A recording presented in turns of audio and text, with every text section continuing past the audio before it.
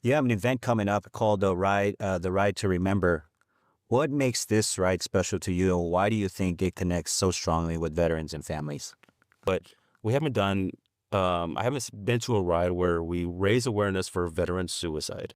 It hits hard for me, very hard. I hit the lowest point of my life, um, almost when I got out. So I was like 15 years in the Marine Corps, and finally everything kind of just flooded back. Got drunk, and I don't say this lightly. Not a lot of people know this, so it's hard for me to talk about this. I got drunk, cut myself, bleeding, reached out, and it was it was everything. And the only thing that pulled me out of that was my family, close friends. I did counseling, and my wife. They pulled me out of that. I am here because of them. So this ride is to help raise awareness, because it's still a serious issue, more so here in Texas. Texas is rising. Let's put this ride together. A ride to remember. Ending veteran suicide 1 mile at a time. Sound your 1, 2. Sound your 3, 4. Hey, what's up, guys? Welcome to Unfinished Business, our podcast for veterans pursuing new life missions. The United States Marine Corps helped shape Roland Ruiz, 16 years combat veteran in the United States Marine Corps. Joe Torres, 6 years in the United States Marine Corps, with lessons written in brotherhood, discipline, and scars too deep for the eyes to see. Those lessons still travel with them, now carried on 2 wheels alongside the Leathernecks Confederation MC Dallas chapter, a brotherhood that keeps the fire of connection alive long after your uniform is gone.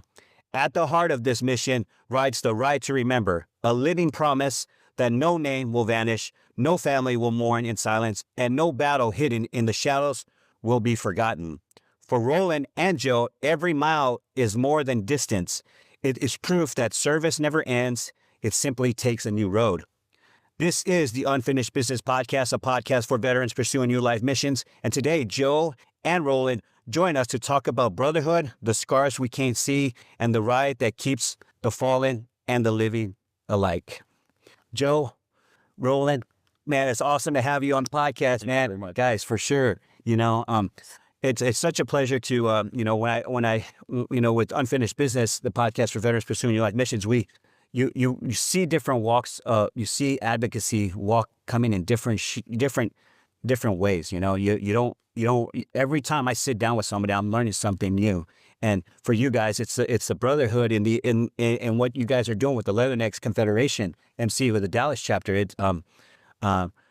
Talk to me about what the organization stands for and what it means to you, for both of y'all.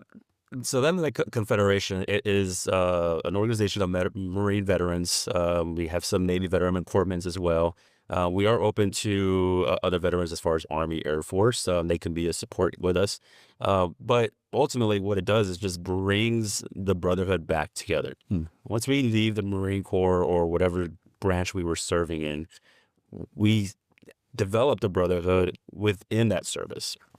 Once you get out, you go back home, wherever you served, or you find a new place that you just not on base, and you long for it. You miss it. You look for it.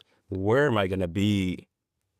What am I going to do now? Where am I going to find that brotherhood, that camaraderie that we've been so instilled from boot camp all the way to the multiple deployments that we did, and afterwards? Like, where are we going to find that? Yeah. The Leathernecks Confederation was that for me. I actually saw them riding around at the time was Suzuki Boulevard at Harley Davidson's. They were doing Easter events, and so I stopped just to take a look at it and see what was going on. And I see these guys walking around in cuts, Eagle Globe and Anchor, real big right in the back. I'm like, oh, they must be Marines.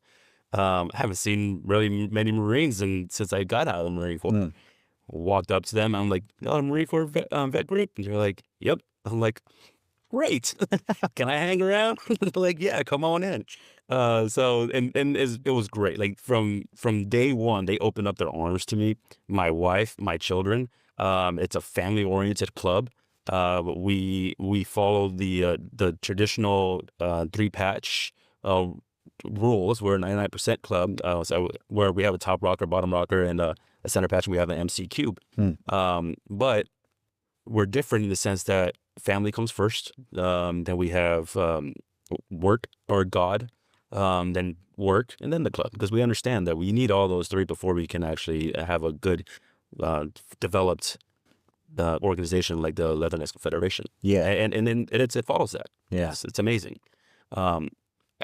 I thank God every day for finding my brothers again. Yeah, that's such a impactful statement. It's true, because once you're out, you're like, yes, Torres went to Maryland, Johnson went to New York. Everyone goes a different direction, right? Because they're all like a amalgamation of people from different states and different parts of the U.S. and sometimes internationally, right? Joe, how has your experience been? You're a prospect right now. What does that mean? What does being a prospect mean? So, I started hanging around with Leathernecks Confederation November 11th of last year. So I got to hang around with them, get to know them. Great bunch of guys. Like Roland said, they've been super welcoming to me. And so now as a prospect, they get to decide whether I'm a good fit for them. So I know that I want to be a part of this group, and now they decide whether they want me in their group also. So it's been pretty amazing to again hang around with Marines the way we did when we were in the Corps, and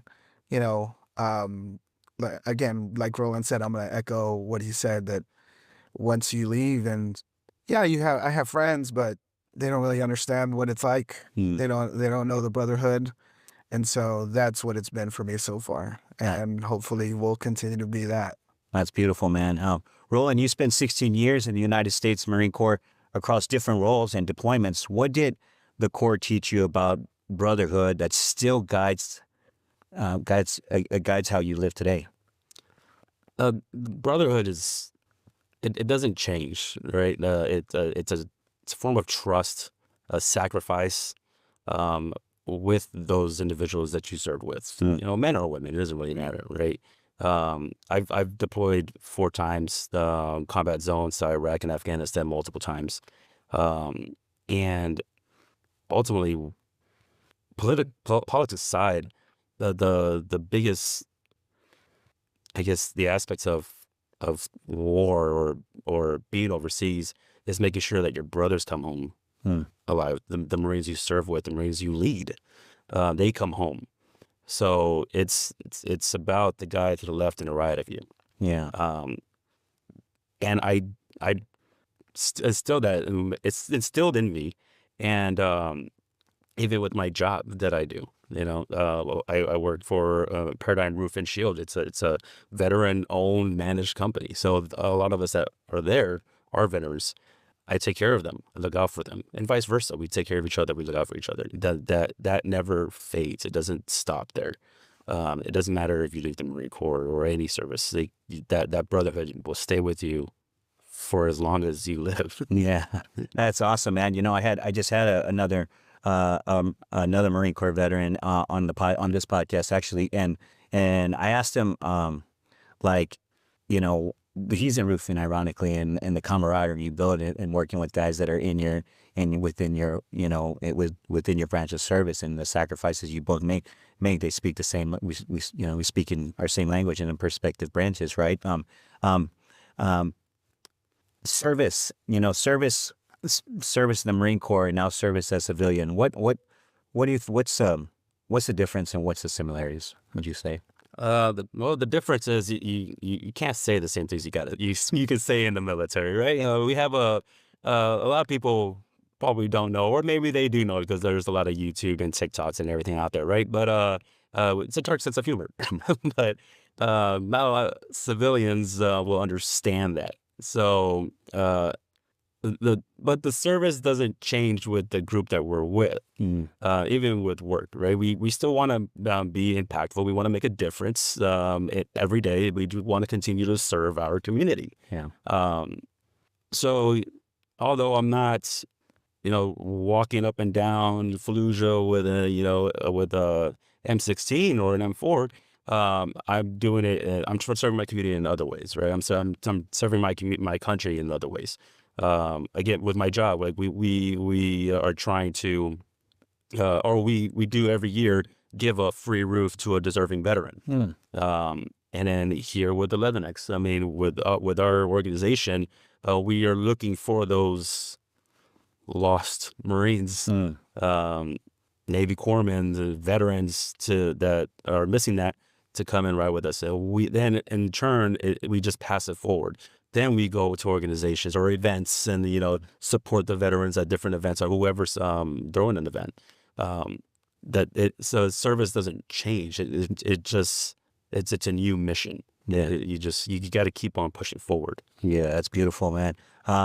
Off camera, Joe, you told me that you're a counselor, right? Or is that right? Yes, I'm a substance abuse counselor. Substance abuse counselor. Many veterans leave service carrying things that we don't always see, right? And I said that at the beginning when I was doing the intro. For you, what were some of the struggles after leaving the uniform, and how did they lead you to your community? So for me, anybody who's been in the military knows we have a little bit of a reputation for drinking, and sometimes drinking too much. Yeah. And I experienced some of that. And it was years after I got out that I really got a hold of my life and I can't continue to do this. This isn't working for me. And so I got into substance abuse counseling through a friend of mine told me about it. And now I get to work with other people and help them get their lives back on track. Every once in a while we'll get some veterans that come through, and that's awesome to have. And I have to say that sometimes I feel a little guilty when I have a veteran come through, because who's getting more out of this session, me or you? Because, just to be able to have some conversation around the things that we've been through, and it helps me too. Yeah. Roland, what the same question to you. Like I said, we don't always see what's going on the inside. For you, what were some of the struggles after leaving the uniform, and how did they lead you to seek the community? So I did 16 years in the Marine Corps. Yeah. That was more than half my life, right? I joined right at 18, right out of high school. It was in 2003. It was right after 9/11. I knew why I joined. I wanted to serve my country. I knew where I was going. I was okay with that. So 16 years in the Marine Corps, at EAS, I ended my active service, and I thought I was going to continue that as a cop. I did everything, passed everything. I went on terminal leave.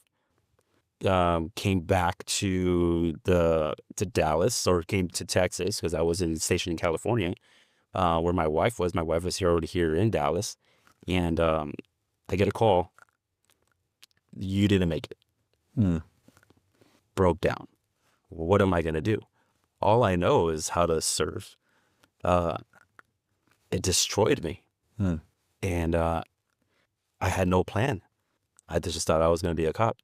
My wife was there, and she picked me up. She says, "We'll make it through it. We're great partners. We'll figure this out together." So after a couple of days of just being down and destroyed, and lost, I picked myself back up with my wife helping me, and I figured out, okay, where do we go from here? We got to keep pushing on, right? There's a mission. We got to accomplish the mission. So the mission's changed. but there's still tasks that you got to do to get there. So I went back to school, to UNT for business, and found a job at a surgery center. And because of my work ethic, they promoted me in 3 months from a front desk receptionist to a business administrator. Wow.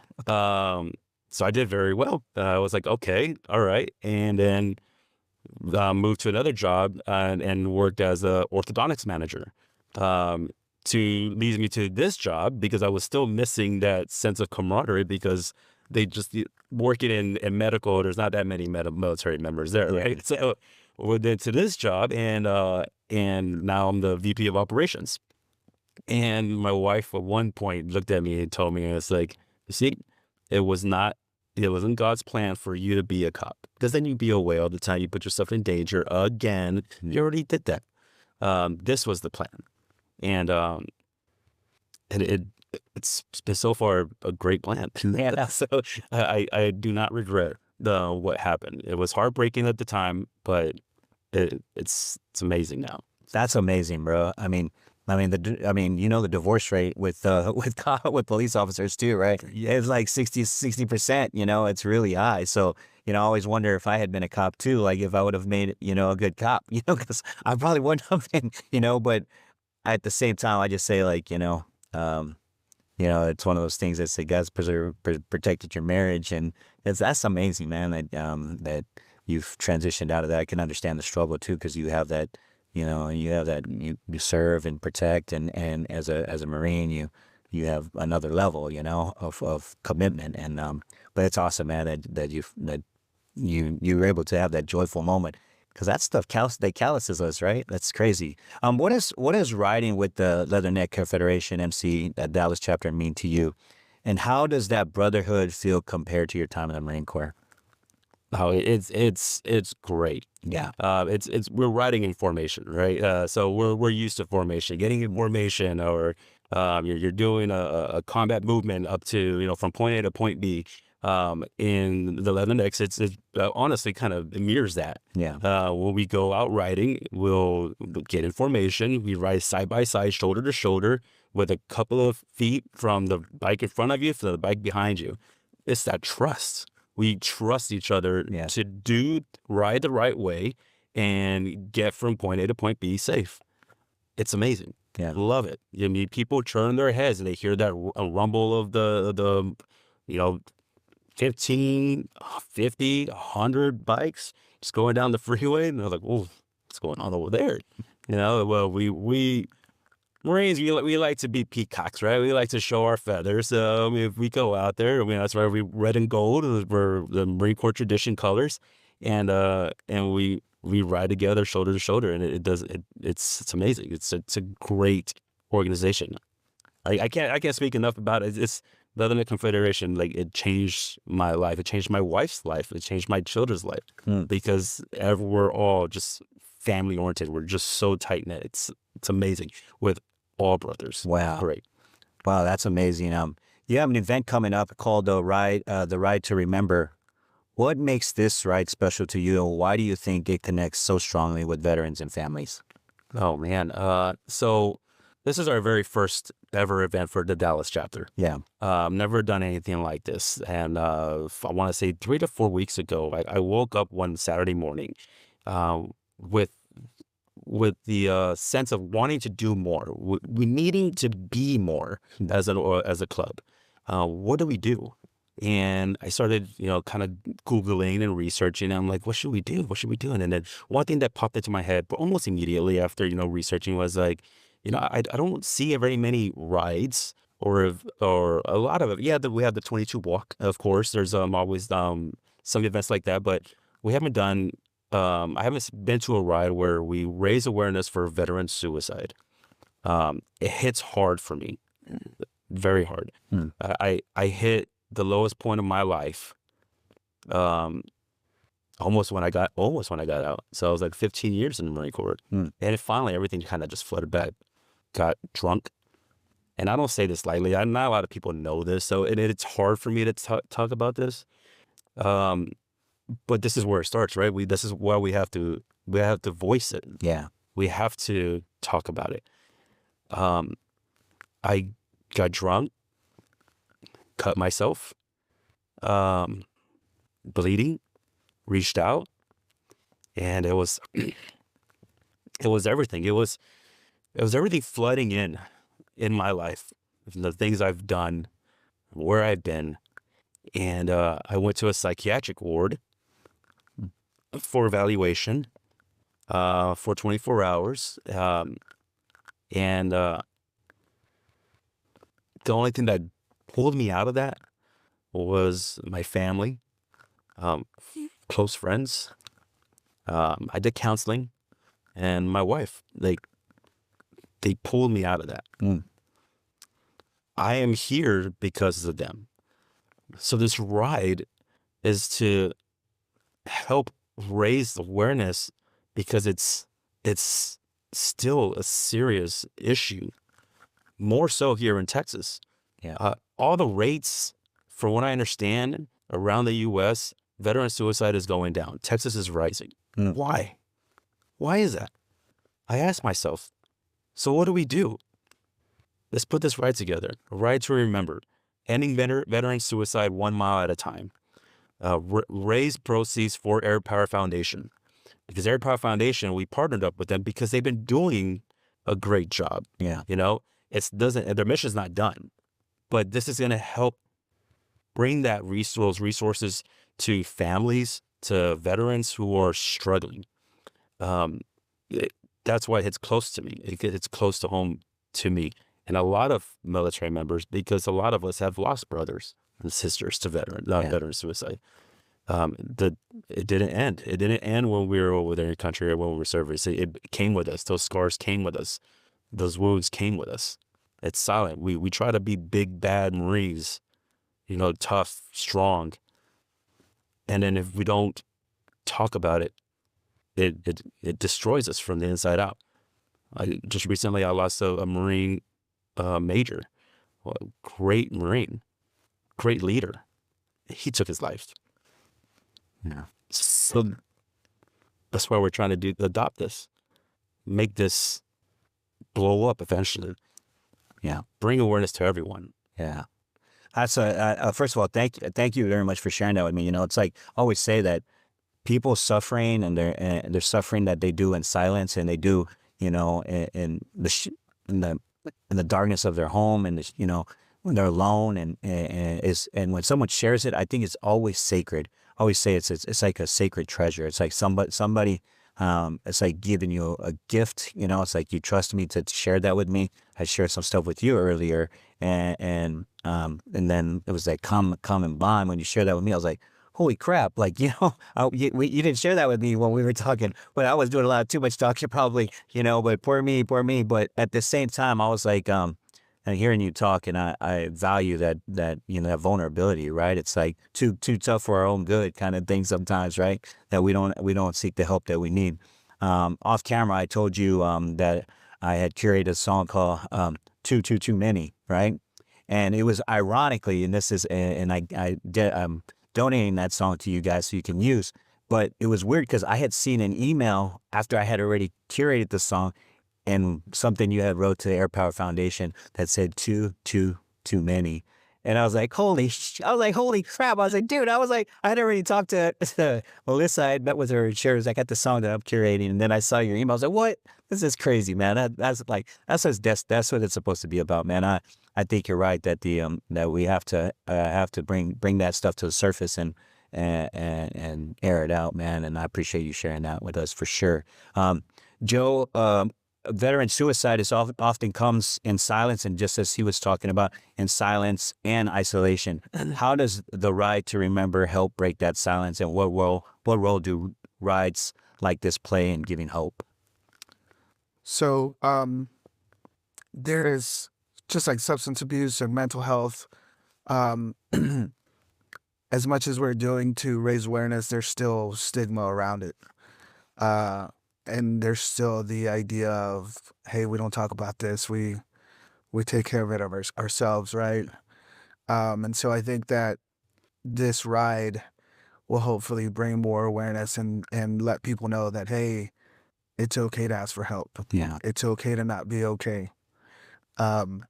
So for me, that's the hope, is that people get to a point where, hey, if you're struggling through something, reach out, ask for help. It's all right. Well, what are your thoughts? You know, it's funny because I now I look down at my paper and everything because I want to, you know, make sure I express exactly what I want to express. 100%. I'm nervous, but but the right to remember, it makes silence impossible. Mm. You see 100 bikes riding down at this one event. It is a loud and clear message saying you are not alone. Mm. Come, talk, breathe life back into yourself, because we're here. We support each other. Veterans, we watch each other. Military members, we watch each other. We guide each other's six. Yeah. All the time, 100%. And that's what this ride, I'm hoping, does.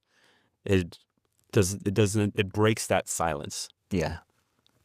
And man, dude, I'm not supposed to be crying on my own podcast, but no, you can't help but we share the same, the bond, the emotional bond, and the work that it takes to get to break that stuff, and that's what when you speak in such a powerful way, it's like, holy cow, it's like, dude, that's that longing you want to have. That's a longing inside you that you want to have, like, realized in other people, right? Roland, you said that the road speaks itself. The road speaks itself. When you're leading that formation of riders down the highway, what do you feel at that moment? I feel like everyone's trusting me. Yeah. Trusting us to do the right thing, to be the right thing. And I think we are trying to be better and do better. Yeah. And that's what the road says every time we go out there. It's saying, to me, your life matters. Our lives matter, and then no one's forgotten. Mm. We do not leave a Marine behind. Don't leave any man behind, man or woman behind.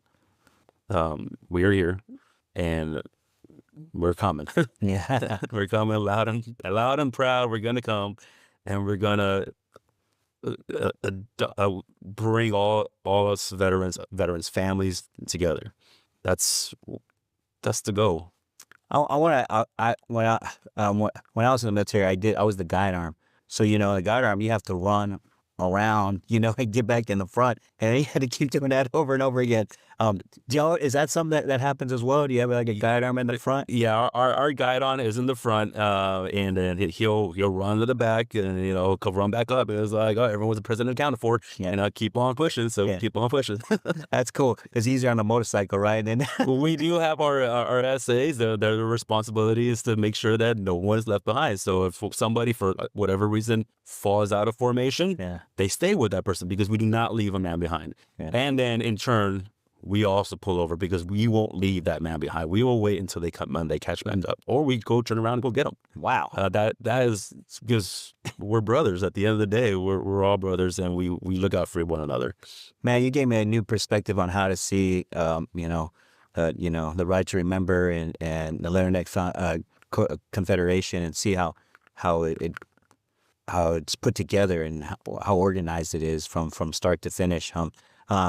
You've shown that service doesn't end at discharge, it changes form. What advice would you give to veterans who are still trying to find their own next mission? That's good. It's because the mission doesn't end when you take off your uniform. It just changes, right? Like I've mentioned before, it changes. Mm-hmm. What I can tell those new veterans that are coming out of service is find what that mission is. Talk to somebody, go to a community event, make something new. Just find what that new mission is going to be, know the task that's going to take to accomplish that mission, and do it. Yeah. If what destroys us after service is that we go home and we sit and we think. And my dad told me long ago, and I always remember this, is that an idle mind is the devil's playground.